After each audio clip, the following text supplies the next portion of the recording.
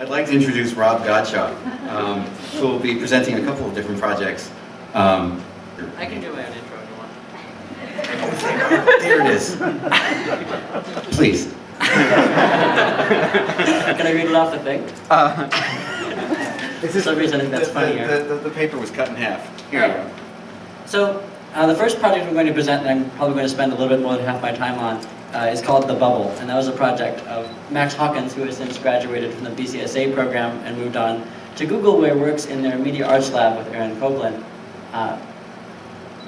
The Bubble was constructed, developed, and ideated during finals week at Carnegie Mellon, which is a notoriously stressful time where most people tend to forget that they're humans and kind of hole up in whatever cubby hole that they find most fit and work so studiously that it can be harmful to one's health.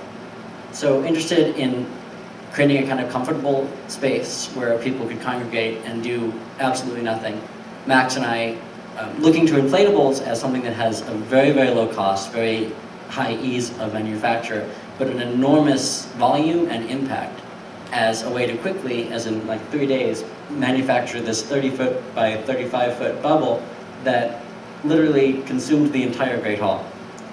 We put up signage that looked much like this.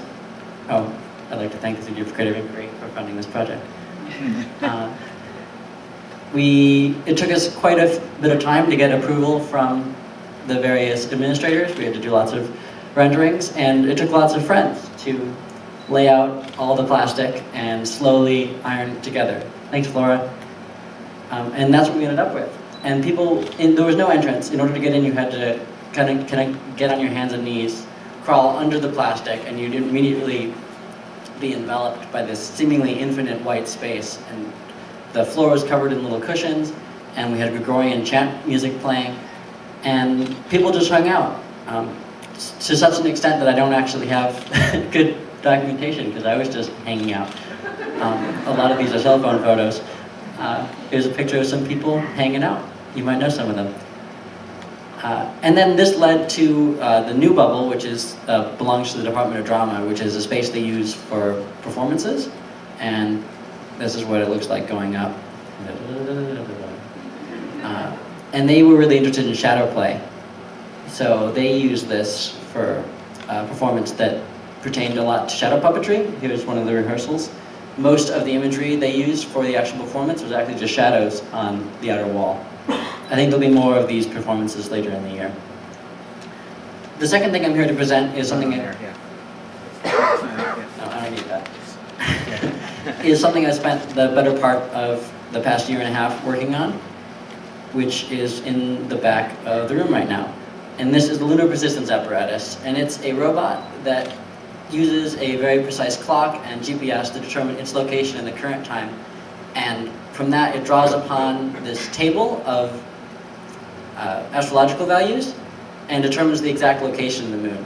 At which point, it pans and tilts this enormous projector directly toward the moon and begins to project a very bright, very small image of the moon, exactly where the moon would be if you could see it.